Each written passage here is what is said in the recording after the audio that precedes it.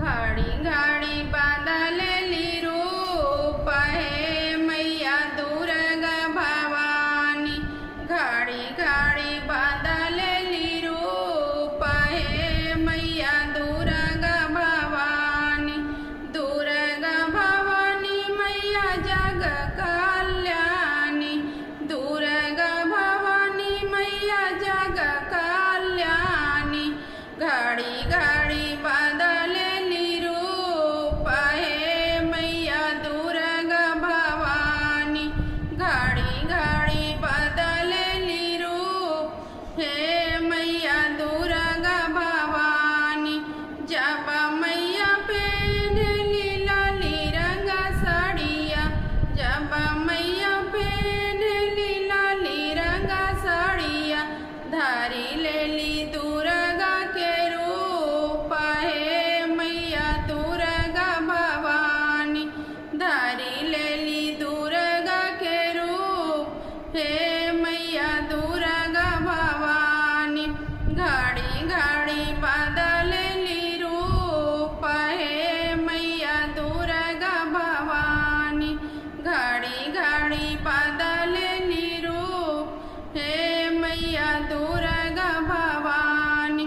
जब मैया पहनली पीली रंग साड़िया। जब मैया पहनली पीली रंग साड़िया। धरी लेली लक्ष्मी के रूप हे मैया दुर्गा भवानी। धरी लेली लक्ष्मी के रूप हे मैया दुर्गा भवानी। जब मैया पहनली हरी रंग साड़िया। जब मैया पहनली हरी रंग साड़िया। धरी लेली गौरा के रूप हे मैया दुर्गा भवानी। धरी लेली गौरा के रूप हे मैया दुर्गा भवानी। घड़ी घड़ी बदलेली रूप हे मैया दुर्गा भवानी। घड़ी घड़ी बदलेली रूप हे मैया दुर्गा भवानी। जब मैया पहनली गढ़वा रंग साड़िया। जब मैया पहनली गढ़वा रंग साड़िया। धरी लेली सीता के रूप हे मैया दुर्गा भवानी। धरी लेली सीता के रूप हे मैया दुर्गा भवानी। घड़ी घड़ी बदलेली रूप हे मैया दुर्गा भवानी।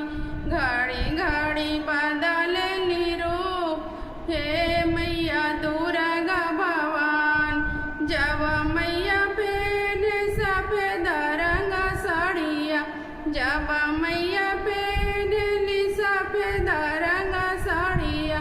धरी लेली शारदा के रूप हे मैया दुर्गा भवानी।